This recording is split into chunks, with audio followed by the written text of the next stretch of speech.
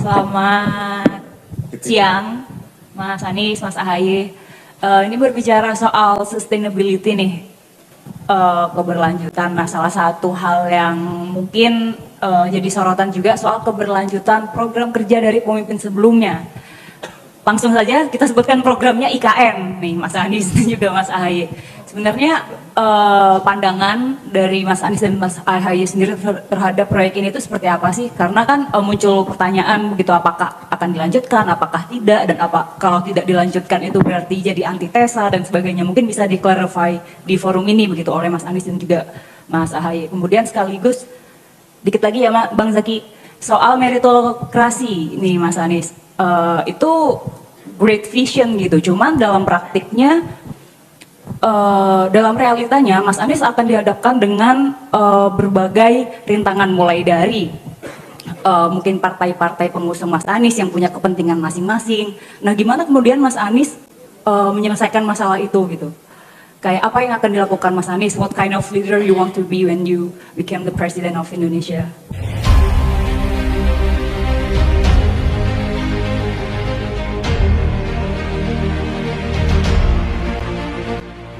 Oke, Vira, terima kasih. Lanjut, ini satu terakhir Kompas TV, mohon satu pertanyaan singkat saja karena ada agenda lanjutan nih, soalnya udah agak telat. Makasih. Selamat sore Pak Anies dan Mas Ahaye. Buat Pak Anies, Pak, tadi Bapak bicara soal keberagaman, kemudian sampai hari ini politik identitas selalu menjadi kenangan buruk gitu setiap kita pemilu 2 kali terakhir. Gimana kemudian nanti menjamin politik identitas tidak menjadi alat politik yang kemudian kembali menciptakan kenangan buruk untuk pemilu kita di tahun 2024. Terima kasih Pak Anies. Ya, dari Kompas TV, nama? Alfa. Silakan Mas Anies, Mas Ahaye. Sederhana saja. IKN ini bukan di level gagasan saja. IKN ini sudah menjadi undang-undang. Dan kita semua ketika dilantik untuk tugas apapun, itu sumpahnya adalah melaksanakan undang-undang. Ini berbeda kalau kita membahas ini 2 tahun yang lalu. Pada saat itu masih gagasan, sehingga kita bicara tentang pro dan kon. Kalau ini undang-undang, maka siapapun harus melaksanakan undang-undang. Ya. Kemudian kedua, tentang meritokrasi. Meritokrasi, bagaimana Pak di meritokrasi? Kita sudah mengalami juga ketika bertugas di DKI. Memangnya di semua posisi selalu akan ada harapan si A, si B, si C. Bagaimana mengelola itu? Yang tadi saya sampaikan, unsur yang diharapkan dipenuhi itu 3. 1, kompeten. 2, adalah berintegritas. 3, adalah dekat dengan rakyat. Nah, kita nanti akan ketemu pribadi-pribadi yang mungkin memiliki kombinasi yang berbeda-beda. Ada yang kombinasinya tingginya di kompetensi, tapi rendahnya di kedekatan dengan masyarakat atau kedekatan dengan masalah.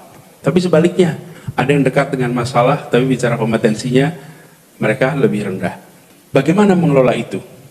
Set standar achievement yang jelas. Begitu ada target achievement yang jelas, maka kita akan bisa mengukur kinerjanya berdasarkan atas capaian yang diharapkan. Capaian itu harus ada. Tanpa itu, maka proses meritokrasi pun nggak ada artinya. Kalau tidak ada target capaian yang jelas. Nah, ukuran capaian inilah yang harus dibuat. Kalau saya terjemahkan apa yang kami kerjakan di Jakarta, kalau Jakarta itu ada 23 janji.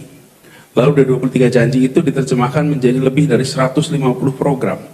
Dari 150 program itu diterjemahkan menjadi ratusan kegiatan. Dari ratusan kegiatan itu ukuran capaian tiap kegiatan. Sehingga semua orang yang berada di dalam pos-pos yang bertanggung jawab, masing-masing punya capaian yang harus diukur, yang harus jawabkan. Disitulah caranya menerjemahkan bagaimana mengelola berbagai aspirasi di dalam sebuah sistem pemerintahan sehingga sistem pemerintahan ini tetap menghasilkan arah yang benar, gitu ya.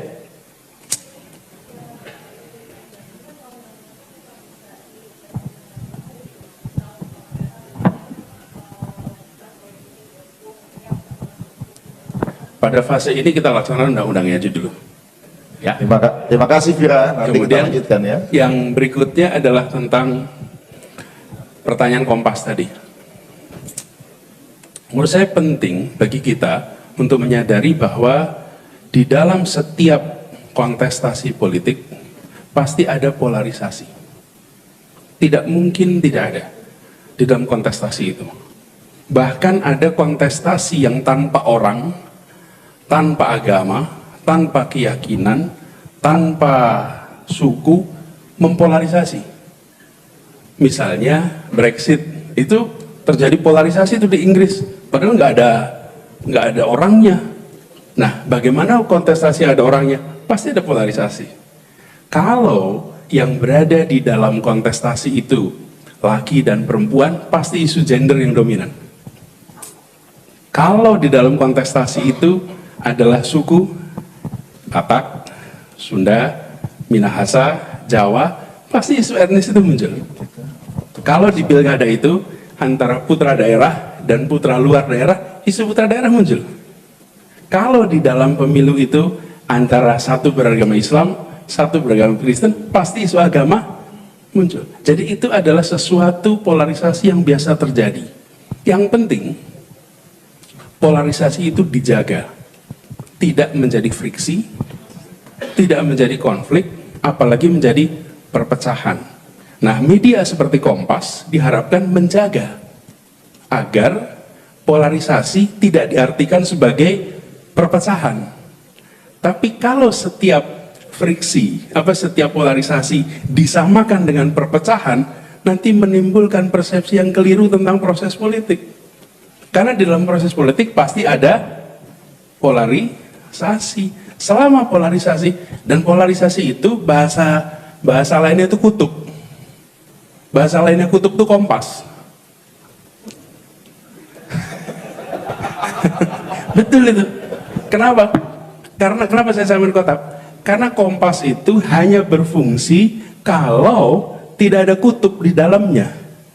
Tapi kalau ada kutub di samping Kompas, maka Kompas tidak lagi menentukan arah. Iya kan? Betul nggak tuh? Coba bayangkan coba. Kalau Anda, ini Kompas K kecil ya, bukan Kompas K besar nih. Ini Kompas K kecil nih. Jadi Kompas K kecil, Kompas itu penentu arah. Dia akan menentukan arah dengan benar bila tidak ada kutub di dalamnya. Atau bila tidak ada kutub di dekatnya. Tapi kalau ada kutub di dekatnya, maka Kompas itu tidak lagi bisa menunjukkan arah. Nah, karena itu penting sekali bagi kita untuk tahu fase ini. Jadi ngajar headline nih gitu. Bagaimana polarisasi itu dijaga. Lalu apa yang dilakukan? Bagi yang menjadi pemenang di dalam sebuah kontestasi, dia berkewajiban untuk merangkul semua. Bagi yang tidak berhasil dalam kontestasi, dia menerima hasil. Dengan begitu, demokrasi akan mengalami kemajuan. Tapi kalau yang menang tidak merangkul semua, lalu yang kalah tidak mau menerima hasil, ya demokrasi akan rusak. Nah, bagaimana? Itulah yang kita kerjakan di Jakarta. Yang menjadi pemegang kewenangan harus merangkul semua, tidak lagi menengok dulu memilih apa. Itu juga yang harus dikerjakan ke depan, dan itu akan dikerjakan ke depan, gitu ya. Terima kasih.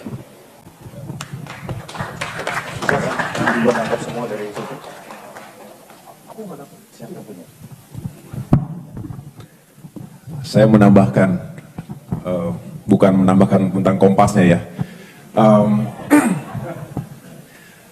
Saya ingin memperkuat lagi, kan tugasnya memperkuat kita. perubahan dan perbaikan, intinya begitu. Nah, yang kita bahas sekarang adalah lagi-lagi demokrasi kita yang menurun kualitasnya. Udah deh, kita nggak perlu lagi menggunakan diksi yang lain. Terjadi kemunduran demokrasi di Indonesia. Ini bukan observasi kacangan atau hanya komentar sebagai partai oposisi. Walaupun kami punya hak untuk melakukan observasi juga dan penilaian sekaligus feedback secara konstitusional. Tetapi ini juga menjadi observasi kalangan internasional. Kita juga tidak harus mengatakan apa yang mereka sampaikan dan nilai itu adalah selalu benar. Ya tidak juga harus begitu. Tetapi apa iya sebagai warga dunia kita tidak mendengarkan pandangan dan feedback dari sejumlah negara. Negara barat juga banyak yang kacau demokrasinya hari ini. Amerika Serikat sendiri, negara-negara di Eropa banyak yang nggak bisa jadi contoh demokrasi yang baik. Tetapi kita juga jangan ikut-ikutan kemudian menjadi elemen yang akhirnya makin mundur ke belakang. Bukankah semangat demokratisasi itu tidak akan berakhir sampai kapanpun? Ini yang kita harapkan, bahwa demokrasi juga benar-benar dijalankan bukan hanya dengan ukuran-ukuran regularitas kepemiluan. Memang kita setiap 5 tahun sekali melaksanakan pemilu, melaksanakan pilkada. Itu salah satu indikator, tetapi tidak cukup hanya dengan sudah dijalankan pemilu, sudah dijalankan pilkada. Pertanyaannya adalah kualitasnya bagaimana? Apakah benar demokrasi dan pemilu tadi melahirkan pemimpin-pemimpin terbaik, wakil-wakil rakyat terbaik yang bisa membawa perubahan dan kemajuan? Kalau tidak, ya kita harus koreksi. Kita harus melakukan kontemplasi sebagai bangsa, agar jangan demokrasi ini makin tidak jelas arahnya. Berbagai kemunduran terjadi akibat merajalelanya politik uang. Yang kedua, akibat tereksploitasinya politik identitas. Dieksploitasinya politik identitas oleh mereka yang punya kekuasaan, yang punya kekuatan, termasuk money power. Dan yang terakhir adalah post-truth politics. Ini sering saya sampaikan, bagaimana politik fitnah menjadi realitas hari ini. Saling lempar hoax, saling lempar hate speech, dan akhirnya tadi yang disampaikan Mas Anies, yang harusnya bisa kita jaga bersama, kontestasi yang penuh dengan dinamika dan juga kompetisi, lalu menjadi permusuhan, apalagi diturunkan sampai ke anak cucunya. Ini semua berbahaya. Mari sama-sama, saya berharap nih teman-teman media yang kredibel ini, kita sama-sama jaga. Jangan sampai demokrasi kita terus menurun kualitasnya, jangan sampai kita terpecah belah. Lalu kita harus juga membangun literasi politik yang baik, terutama bagi pemilih pemula, pemilih muda, yang akan menjadi komposisi terbesar dalam pemilu 2024 nanti. Mudah-mudahan kita yang punya tanggung jawab secara moral untuk mencegah perpecahan itu benar-benar bisa menyampaikan suaranya. Jangan sampai kita kalah dengan buzzer. Buzzer politik yang memang tugas dan misinya adalah membuat kekacauan dan juga merusak persatuan di antara kita. Bahaya, cost-nya terlalu tinggi, konsekuensinya bukan hanya 5 tahun, 10 tahun, tapi juga bisa 1 generasi, 2 generasi. Saya pikir itu ya, Mas Anies, terima kasih sekali lagi. Ini luar biasa, tepuk tangan untuk Mas Anies Baswedan. Terima kasih berkenan menjadi special guest dalam dialog gagasan Partai Demokrat memperjuangkan perubahan dan perbaikan. Mudah-mudahan ke depan ada kesempatan yang lain, kita bisa berdiskusi lagi, berdialog lagi. Terima kasih pada teman-teman wartawan, para jurnalis yang telah hadir dalam acara siang hari ini. Terima kasih Mas Anies. Wassalamualaikum warahmatullahi wabarakatuh.